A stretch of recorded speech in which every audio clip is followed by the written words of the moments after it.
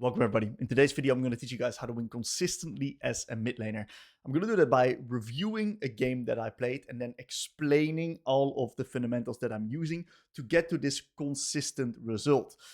I'm going to be talking about some stuff that you've probably never heard before, so strap in, have a nice little coffee, and enjoy the educational League of Legends content here. Now, first and foremost, right, we're going to be playing Syndra versus Katarina.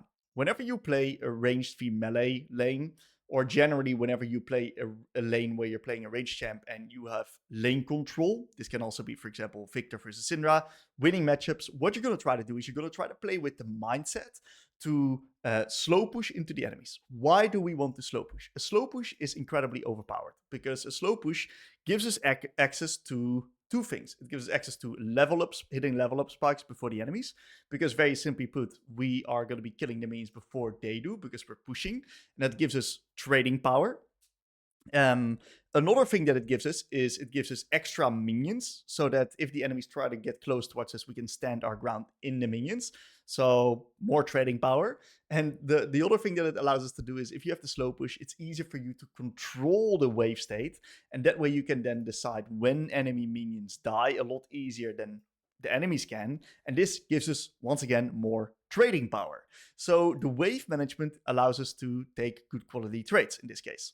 Now, whenever you play a lane where you have full control over the wave state, one of the key things that I like to do is I like to start with a setup of a 4-0. So what does that mean? Someone may be thinking, Tim, I've never heard this before. Okay, this basically means that I'm going to hit this first minion 4 times, and this is going to put the minions in such a position that I'm going to be able to deny the enemy laner a lot of creeps.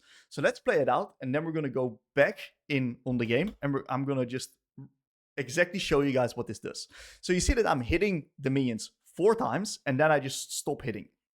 My goal in this lane is to punish the Kata, make it hard for her to access the minions, and get a nice CS lead, of course, because of that. And I'm going to try to harass her as much as possible because I'm a stronger laner in the early game, and that means that I'm going to try to make it hard for her to play the game. So the way that I do that is by taking good quality trades, because in this case, Kata is running Conqueror, Doran Shield, and I think Ignite as well. Maybe she runs TP. I didn't properly watch. Regardless, this gives her a lot of all-in threat, and that allows her to potentially all-in me on the long lane. Now, as you can see, I built a great slow push here, which then allows me to harass Kata under the tower, and it allows me to deny her a lot of minions. So, as you can see, she's forced to lose a lot of creeps because of how the minions are situated. This puts me in a spot where I can harass her under the tower. She's forced to use spells onto the wave. And after this crash, we get into a position where I'm up like 8 creeps or something like that. I think that's about my CS lead. So let's take a look at what exactly happens that allows me to get this control, okay? So this 4-hit setup, look what happens with this 4-hit setup, okay? This one minion, this one melee minion, dies before the other 2. What you need to understand about the first wave, every single minion is fixed targeting. You can't change that. In the past, like season 6, 7, pro players would be like dragging minions early, extremely deep and stuff like that, but Riot removed that. That first wave is just completely fixed. Now we can use it to our advantage because that means that each melee minion is getting hit by another melee minion and a caster minion. So if you kill one caster minion, one melee minion right here, there's now one extra of these 2 melees getting hit by one extra caster and one extra melee. So what this does is this layers my minions in such a way that it's easy for me to CS. A basic general CS rule is that you want to have minions die at different times, because if they die at similar times, you can't all hit them with an auto attack and you're forced to use a spell. So because of the fact that I killed this first minion, and there's now 2 extra minions going to be hitting one of these creeps, all 3 of these minions die at different times. First, the one that I just killed. Now these minions are going to reswap aggro. They're going to kill this one and then this one. That's what it's going to look like. So that means that CSing these first few minions becomes extremely easy for me because I layer my own creeps.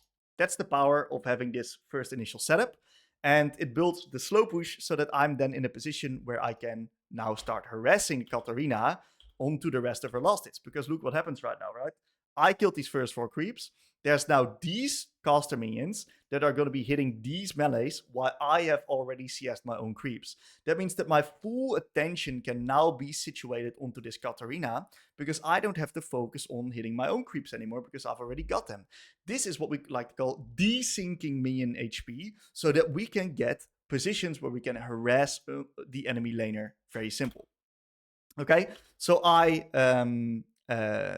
hit the kata right here, and we get a nice little trade on turn. Now, I make a really big mistake. Yes, I'm close to perfection, guys, but I make a really big mistake. And this mistake here is out-attacking the Katarina. One of the properties that we need to understand about early game is, just in general, is if you do a targeted spell like Casting Q, Victor Q, or an out-attack onto the enemy laner, what happens is that the minions start targeting you because a targeted spell or out-attack forces minion aggro. Otherwise, it would be giga OP. You could just out-attack anyone just for free. So what happens is that this auto-attack forces these 3 minions to start targeting me instead of this melee minion. And because of this auto-attack into her bone plating, which did 14 damage, not worth, she was able to get this creep. Because either I'm going to keep taking a lot of minion aggro, right, which is something I don't want, and that means that I'm forced to run back, and that is hard for me to harass her onto this creep. Because she can now just walk up, and she gets the creep before I can actually harass her here. So that auto-attack gave her a free minion. I traded 14 damage for a minion. Not really worth. I shouldn't have really out-attacked that. Now, I do a pretty good job stepping back up, because Katarina, of course, is extremely weak in the early game. I get a nice Q, and I get an extra last hit on this minion. Now, the beauty of a slow push, right, is that onto the next wave state, I have complete control what I want to do with this. Now, one of the beauties of this early setup, and with me killing the minions at a great timer, what happens is that on this next wave coming in, these minions from the enemies will start targeting my casters instead of my melees, because the casters are at a line where they're going to get targeted right now. This is extremely important, because this means that I can zone Katarina of these minions, because I'm going to be able to grab up level 2 immediately by killing this minion, and I can then zone her, walk past the wave and zone her off the wave. So let's see what actually happens. And this is a mistake that I see a lot of players make in my coaching sessions, is that they do a 2-wave crash and that they push too fast, so that these minions either get too much on their side and it's easy for the enemies to then CS them or get the XP, or they push too slow in the sense that then the melees come in, they get before the casters here, and then these melees and these casters start targeting these melees first, besides these casters, and that makes the wave push too fast. And in this case, I want a nice slow crash, because I'm playing versus an all-in champion at level 3 that needs the level 3 and then wants to all-in me down the long lane. So I want a nice slow 2-wave crash, stack up right here, and then let the wave push back towards me. That's my plan. If I'm playing versus a Castlin, my plan is different. I want then the 3rd wave to stack up nice in the center. So that's when you do a way faster wave 1 push. And then your wave 2 push is also going to be faster, so that then what happens afterwards is that this wave dies faster in the enemy turret, and it gets back to center on wave 3, and that's when we can start another 2-wave crash, and we can do a massive amount of harass onto the enemies, because they're forced to step up all the time. But in this specific situation, I want a nice slow crash right here, because otherwise I'm going to get blasted level 3 by the Katarina. She can literally 100 to 0 you. So look at how beautiful that this is. I immediately nuke the next minion to grab up level 2 as soon as possible, because the moment I grab up level 2, I can zone her off the wave here. And you see what I do is I zone her away right now. I should probably hold my spells. Me using my spells was a little bit rushed. I should hold my spells, try to get a little bit of a cheeky trade in. And if I would have done that, I could have zoned her off these creeps, because what happens is I could stand right here. This minion would die, she's outside of range, and if she wants to get in range, that's when I then throw my spell. This minion will then die because I'm standing right here, and then she's getting zoned off. So that would have been a complete checkmate in the early lane. Wave management, phenomenal here. Slightly unfortunately that I missed my spells. So yeah, regardless, I still do a pretty good 2-wave crash. And what we know right now is that this next wave is going to stack up right here, which means that it's going to bounce back towards me. I'm going to try to harass Kata onto her minions, but I want to make sure that she does not get the opportunity to hit me in return, because if she does, then I'm immediately in threat. So I'm taking it nice and easy. I'm making sure to also not AoE the minion wave, because if I do, the wave might get stuck over there. And you see that I'm now nicely standing back. And the reality of the situation is that if she wants, she can reach level 3 earlier than me. And if that's the case, then that's okay. I just need to respect it a little bit. And she might just be able to push me off. But in this case, I got E to, of course, keep myself safe. Regardless, I reach level 3. I do not Q that minion, because if I Q that minion, it's going to AoE the minions, and it's going to slow down the push towards me. And I really need to wave get out of this position, because this is the time where if Kata jumps onto me, I will immediately get one shot and ran down. So you see that I respect on her timer, and I really try to just take it easy. I get a cannon. I luckily hit her. This is very nice. But most importantly, I let the wave push towards me. And what's going to happen with this wave state is that this is a wave state that is going to be forced to Kata to crash, because she hates wave states at my tower. So what I do with the new wave state coming in is I've currently found myself new backup. The minions are here. It's harder for Kata now find all-ins, because if she does, she's going to hit me, and then these minions are going to hit her. So I get a little bit of trading power back. So what do is I thin out the casters, because I know that this wave state wants to be pushing towards me, and I want to hold it on my side. The reason I want to hold it on my side is because it's incredibly hard for a Katarina to then step up and hard push that wave in while it's under my tower, because her wave clear is conditional. She is a committal wave clearer. She needs to go in to actually clear the wave with, of course, her daggers. And that is very dangerous in the early game if you don't have good quality vision out. And if you're playing versus someone with gank setup on the long lane, can be extremely challenging to do that consistently. So my job is to thin out the minion wave, but not kill the creep so that I don't kill the slow push. So in this specific situation, I Q the minions on the casters once. Why do I hit the casters and not the melees? If I hit the casters, what happens is that the casters will get low. And the casters are very squishy, so they're really easy to thin later down the line. But I don't want to fully kill the casters or throw my full combo onto it, because if I do that, then the casters will not be damaging my creeps anymore, and I will kill the slow push. So I'm just literally thinning it out, so that if the casters later down the line will get close to me, I have an easier time killing the casters, because I don't need to invest my entire life savings to freeze the minion wave, right? Because although if they're all full HP, it would be extremely hard. So I keep the wave set intact while thinning it out, right?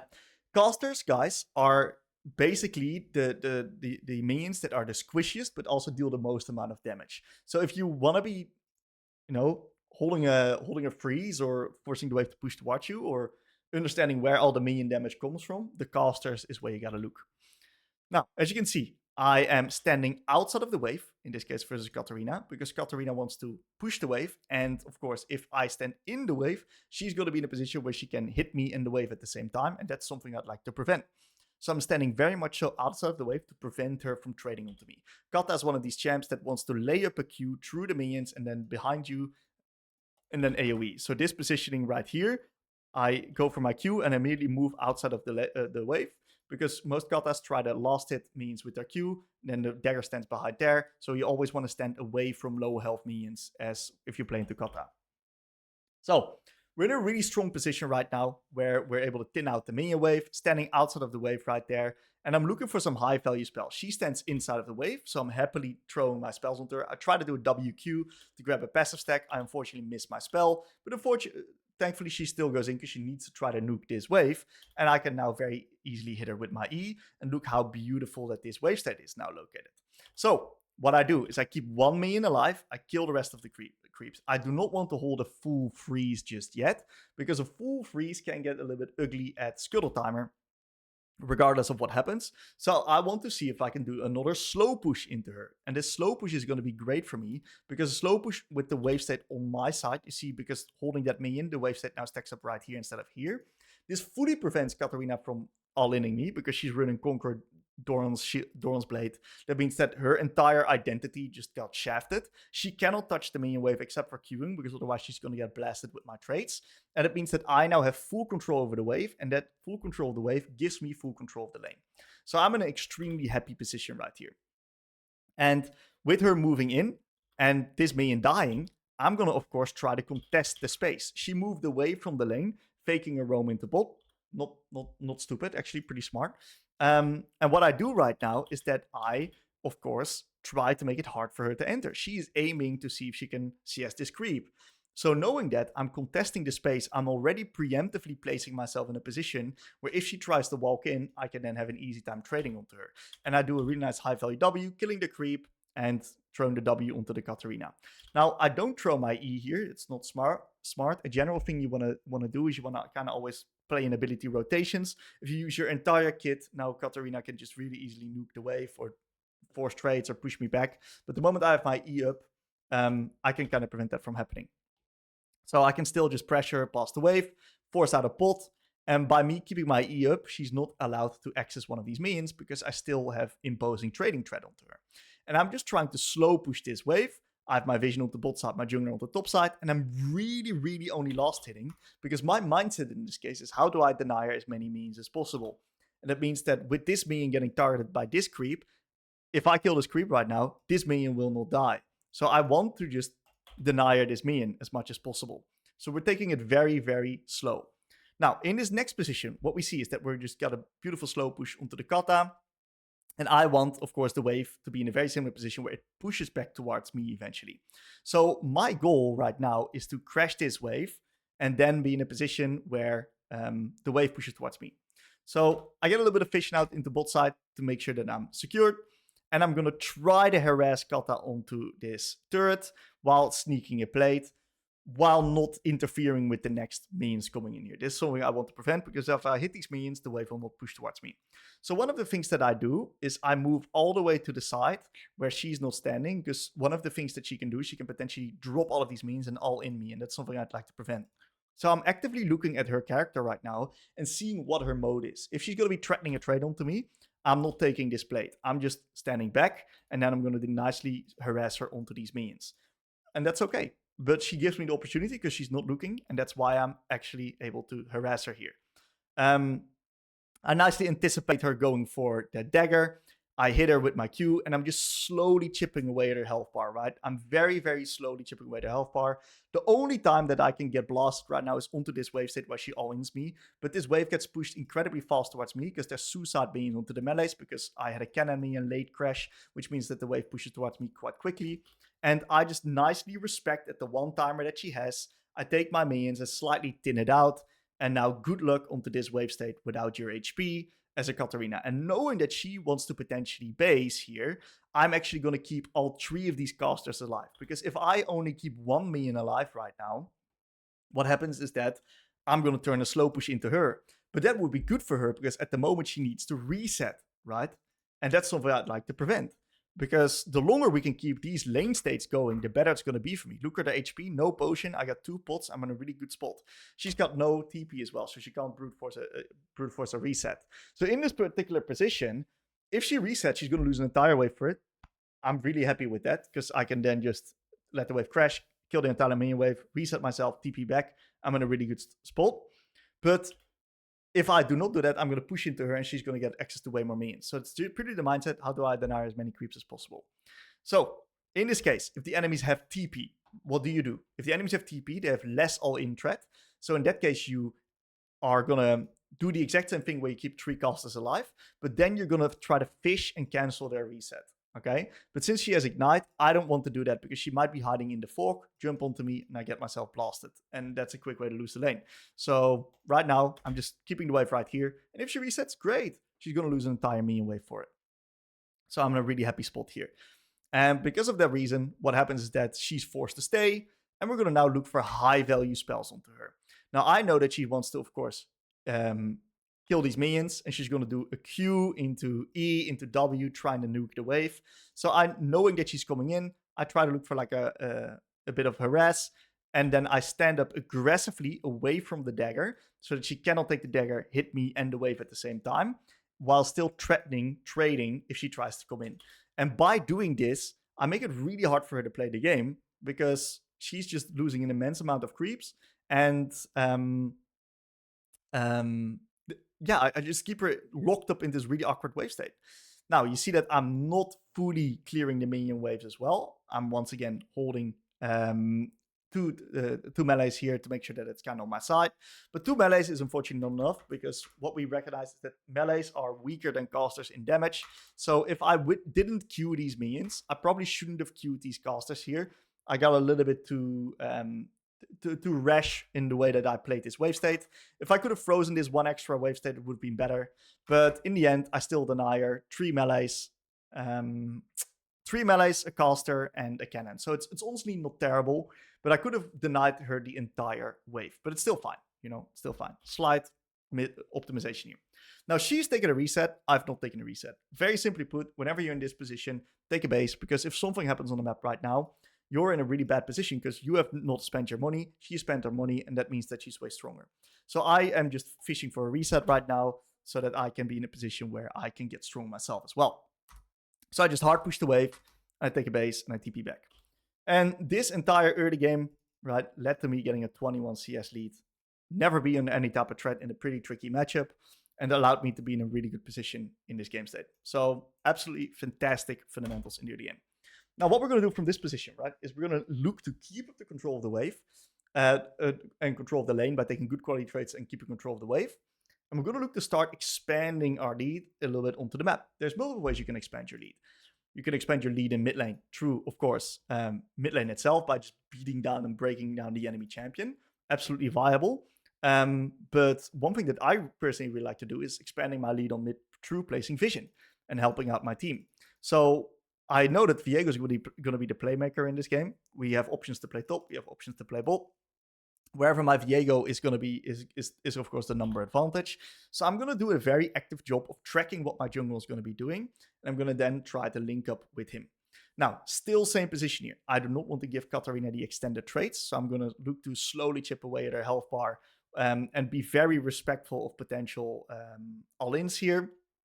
We do a pretty good job in trading onto her. And one of the key things that I do is I do a QR into E combo, because Katarina is one of these champs that if she's going to be full HP, she's going to be able to then roam outside of the lane. And I know for a fact that nothing's going to be happening onto the map in the next, let's say, minute and a half, due to the fact that my bot lane just died. Jax just took the Drake. Viego's invading enemy topside. Grubby's up in 140. So that means that I've got a timer right now where I can use my R without getting punished for it. And I get an immense amount of lane control for it, because the R lays down multiple balls, and that gets me in a position where I can get a big trade onto her head. And this trade gives me the position to hold this minion wave. I'm going to ward into topside, because the next neutral objective is going to be topside. Plus, we see that there's a position where my Viego is also into topside. And we see a bit of a skirmish breaking out right here. So what I do is I attend to the skirmish because Katarina is low. I think what I should have done maybe is, I think this Q is fine. I should probably hold my W a little bit and then place it over here and then WE, and that would have been just game over immediately. Game would be over if I do that. So I rushed my W a little bit. That's on me. Regardless, my wave is in a really good position. I am freezing and denying the enemy Katarina an immense amount of minions. And what happens is that we just keep this wave state, right? Because the longer we keep this wave state, especially keeping these casters alive, the more minions she's going to be losing. You see that all of these casters are targeting my minions, and that is what is killing the wave. And this is building me a very solid CS advantage. I know that she needs to walk up. She's, of course, going to try to Q this minion. So by anticipating her going for this creep, with the Q, I'm pre-placing my Q there. If she dodges it, no problem. She loses access to the creep. Plus, she loses access to a layup of her Q into instant nuke on these two creeps, because she needs to get out of this wave state. So this Q is a really high value Q. Very, very, very good Q. And I immediately follow up with an E. And if she wants to do it like this, that's fine. And I'm just making her lose HP for crashing the wave. And once again, I'm not giving her the free crash. I'm still holding these minions. Worst case scenario, right? This always turns into a slow push for me. And best case scenario, the wave gets frozen. But look, it is a slow push from this position, because there's two factors, of course, dictating the wave state.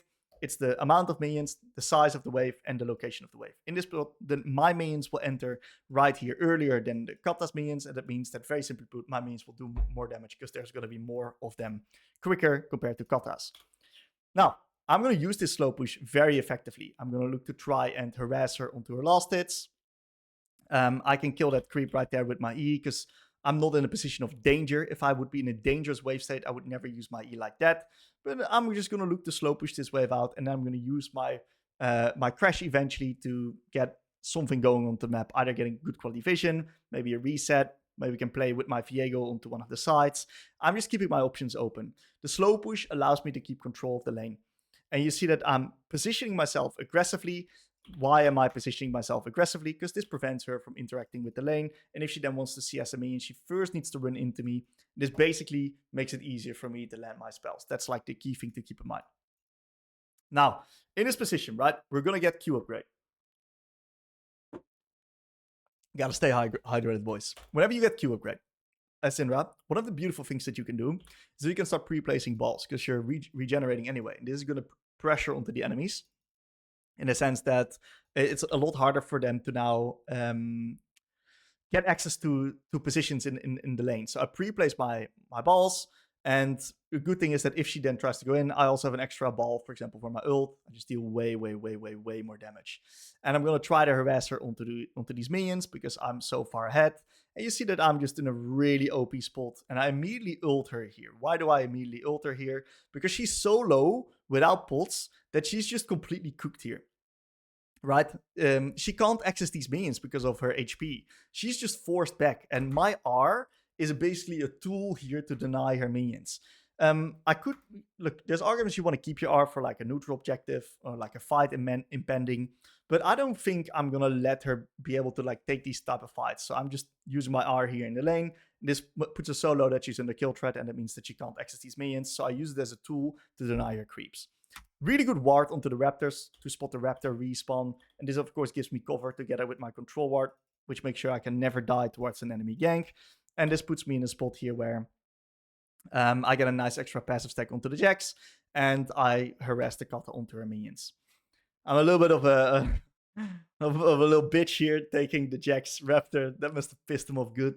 Of course, delaying the enemy jungle is really nice because that buys my jungler a lot of time. And what I do onto this wave state is I nicely nuke it, and I then play into bot side because I see some action happening onto bot side. In this spot, I do a nice little QE onto the Yasuo, and because of my complete lane control, we're a really easy skirmish going, right? And this is purely sponsored by the fact that I was dominating lane so hard that I can dictate all the plays that happen in the game. So this is absolutely fantastic, right? We clear the wave, we're very rich, and now we're just going to take a nice little reset. I actually want to stay one more wave here because I want to get a little bit more money to also be able to get access towards my boots. And in the end, I actually solo kill the Kata because I'm still way stronger than her. Now let's talk about some of the spell usage here. I saw that she tried to cancel me, so I actually do a great job poking her for it. You see that I deal a lot of damage. W, E into Q combo, and she's running into me. It makes it extremely easy for me to land my spells. And knowing that I'm going to get my R back up, it's incredibly easy to just force an all in with R into E, guaranteed stun with combo of Q, and we just nuke the wave into a reset. So, starting from this position, what do we want to do? The moment you're in control, and you get towards this later part of the lane as a mid laner, you always want to start expanding your lead through neutrals, right? Neutrals are immensely overpowered because they're fight magnets. So, especially as Syndra, the way that I want to go about it is I want to be first on neutrals, control the area, make it hard for the enemies to enter, and that's how I get my damage over very easily. So, what you see that I do is I ask myself the question in this lull state, what is the next objective? The next objective in this case is going to be the dragon, coming up in about 10 seconds. So coming from mid, my plan is to push mid and then be in a position where I can actually get vision control around the Drake. That's my initial plan. Because if we currently take a fight around this Drake, as long as we play with Viego, we should be winning. Enemy bot's quite strong, but we should be good here. So, Kata gets to lane before me, and that makes it quite risky here because of the fact, very simply put, that Kata has first moved into the area before me. So as a mage, what you want to do is you don't want to run after enemies or something like that. I don't have any self-peel. I don't have any vision, so I can't move afterwards here because I might just die. There's a few ways to go about it. Either what you do is that you now push this wave state in, right? And then you force the enemies to then respond to your wave, and that's when you move. Or you find a way to link up with your team and create this front-to-back scenario. And this can be done through many ways. If we want to contest Drake right now, I can immediately move here, or I can TP into bot, so we create this front-to-back scenario. But I can't flank as a Syndra into Kata Jax. I will get jumped upon. And what you see in this specific situation is that my team is currently secure bot prio. The enemies do not have the ability to start Drake yet. So my initial thought process, okay, let's push mid. And then I see that the fight is just imminent. Ghost is used. I see that the enemies are moving towards us. So I immediately TP, and then I'll create this beautiful front to back scenario, which allows me to be in a position where we can get this amazing E, and that allows us to eventually win out on this skirmish. So this was just generally really good. Just generally really decent skirmishing, which allows us to get a triple kill. Few things to note. If I had R, the skirmish would be even better, because then I could QRE instead of just QE. Also a little bit unfortunate, the Viego R bumps everyone out of my second WQ combo. So, you know, it was a little bit of unfortunate stuff happening. Also missed that Q, but overall the macro here was really good. Now, we're still going to see if we can try to play for Dragon. So I immediately reset very fast. I push out mid. But the unfortunate thing is that my Viego is currently not starting Drake. The reason why he's doing that is because he needs to pop a full clear. If he does Dragon right now, with all of his camps being up, he's basically dropping minion waves. That's a very good comparison as to what a jungler wants to do. So my jungler wants to now full clear, top into bot, and then we can potentially have another shot at doing the Dragon. So I'm nicely waiting, and I'm using my spells in such a way to deny the enemy last hits and basically make it as hard as possible for her to actually get access to these minions. And I'm chunking her HP, because the lower she is, the harder it is for her to then play the game. Now we get vision into bot side, we lean into bot side because that's where the next play is going to happen, onto the Dragon. And let's talk about this wave state. So this is a very important wave state. In the later part of the lane, you need to know when to slow push versus when to hard push, okay? Slow push is what you do whenever nothing's happening on the map, because the slow push allows you to interact with the enemy laner, because you then don't kill these minions, and then these minions will kill your creeps as well. That way they deny creeps. You deny the enemy creeps. If you hard push this wave, you use all your cooldowns, and then the enemy can catch the wave very easily under safety of their tower, with you not having cooldowns up, which means that you're basically ping-ponging waves, you're giving them free reign over the wave. So that's something we like to prevent. So instead of hard pushing, I slow push this wave right now. And as you can see, because of that reason, I can deny her creeps. The only time that I would really want to hard push is when I actively need to do something on the map. But there's nothing happening right now because my fucking jungler is full clearing, right? He's doing good, by the way. I'm not blaming you. He's doing a great job of full clearing. But he's full clearing here, and that means that I don't have anything to play for. I do not want the gank bot. No R's, hard to gank because of the low amount of setup from Braum. And this puts me in a position where I just want to play the isolated lane, and we're going to look for a slow push until something's about to happen. And that's when I'm actually going to look to play the game. Now, what do I see here? I see that Jax went over vision into mid. He knows that I've got no flash. He knows I'm vulnerable right now. So smart gank by him. And what I do as a mid laner is you don't stress out. If you have info on the enemy jungle like this, you use this as an opportunity to waste their time. Jax is not fucking farming his camps right now, right? So the longer I can keep him in this position, the more of a tempo advantage I can buy my Viego.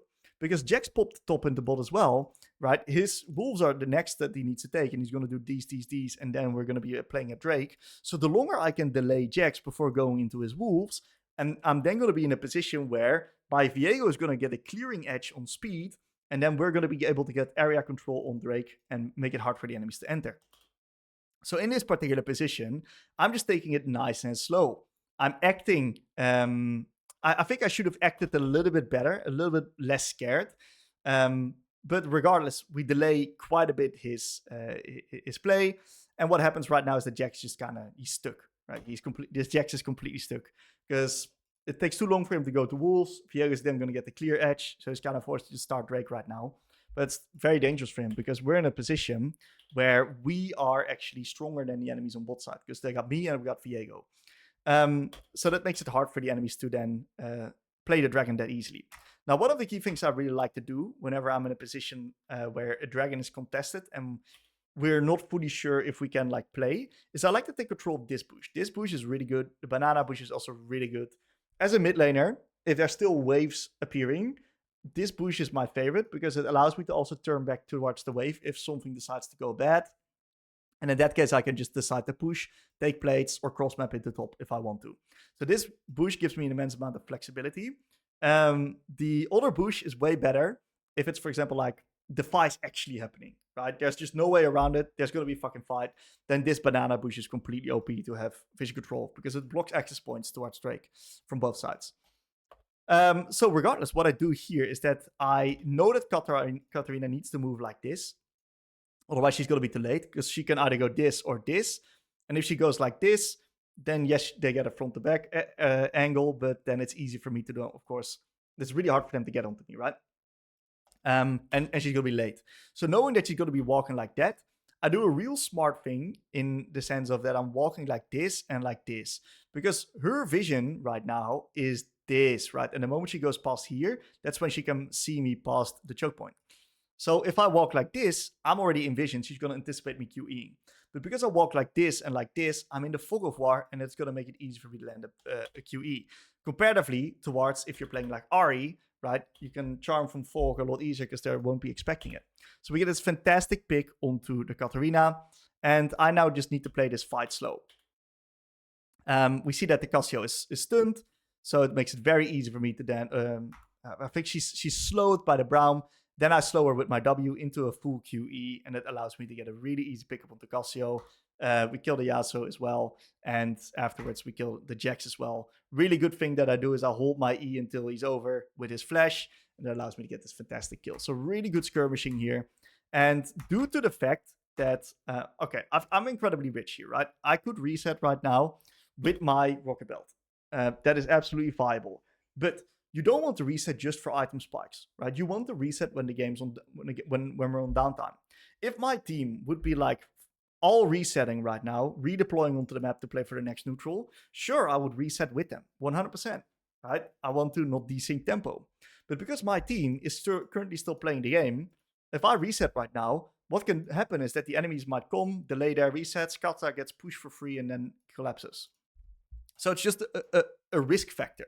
So what I do here is I sync up tempo and I stay on the map and I just hit turret because I know that my team's still making a play into bot side. And that is maybe in isolation not the smartest decision. But if you look at it game-wide, this is definitely the best decision. And because of that, my team got a tempo trap onto bot side, killed the Cassio without them being vulnerable.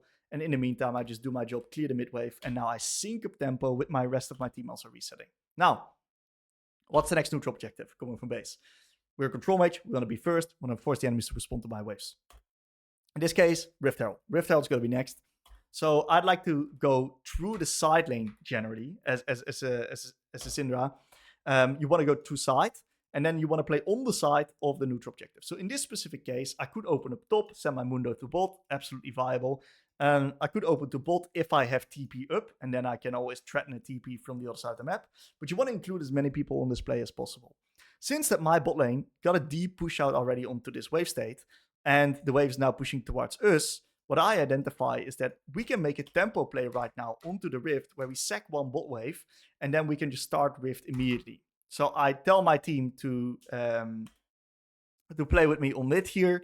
Instead of Kai'Sa sending bot, I want everyone to just do Rift immediately. But what happens is that my Viego resets, probably need an item spike. So in that case, we're just going to slow it down.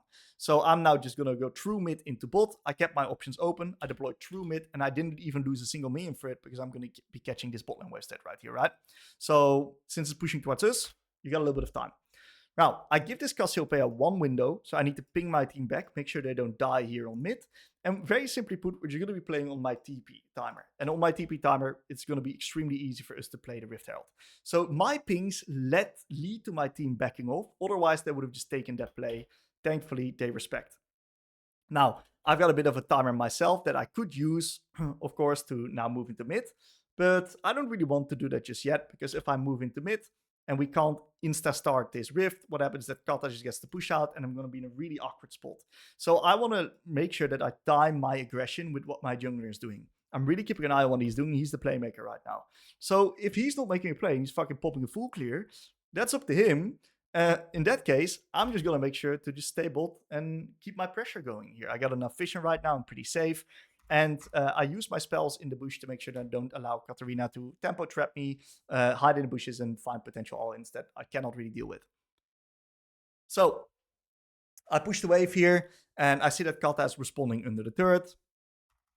If I did have info on Kata, where if she would maybe show right here, I wouldn't hard push this. I would actually slow push this. Same premise as in the late lane right there. But because I don't know where she's at, I'm like, okay, she might be roaming mid. I don't know. I need info, so I'm just hard pushing the wave. And now I see the info where she's here on bot, and it allows me to just very easily get a plate. And I'm of course going to make it hard for her to still get access to these creeps. But I want to keep my E up because I am still quite vulnerable. Because I kept my E up, I'm in a really, really, really good position. So really nice. I do a fantastic job with my spells anticipating where Jax was going to go. Well, it was actually really sexy. Allowing me to get a perfect kill onto the Jax and just ends the enemy's tempo, right? When the enemy jungler dies like that, we're in a position where we can get complete control of the opposite side of the map. And once again, what I do is I keep this 1 minion alive here because this allows me to be safe, of course, and allows me to get a little bit more information. Then I eventually hard push the wave, and I run into a position where I'm just so far ahead right now where I can basically do whatever I want. So how do we finish off this game? We finish off this game by just simply playing for neutral objectives. I identify the next play is going to be the dragon. So I tell my team to, I ping my team to play for the Drake. I'm on the strong side of the map, so I keep pushing. Eventually, when my jungle is making a play here, that's the time when I move away from my side into the map on mid and actually collapse. If my jungle would be farming or doing something, I would probably just stay bot and chill. And eventually, I'm so strong where I can just do whatever I want. And we get access to the Drake. After the Drake, we can get the Baron, and the game is simply over. So, really good fundamental gameplay. I talked you guys through the process of getting a lead in the lane with really good quality wave management, leading to good quality trades, allowing us to then get control of the lane state and then translate that lead through playing with your jungle, playing around neutral objectives, and understanding the timings of how to sync up your wave states with what's actually happening onto the map. And that leads you to be in a position where games get won extremely consistently. If you have a plan, if you know what to do, if you know the fundamental principles and you can execute on that consistently, that's when climbing is going to be inevitable. So, big deep dive today. I hope you guys enjoyed. If you want to see more of these videos, let me know down below in the comments. Thank you all for watching, and I'll see you guys real soon in a new video. Peace out.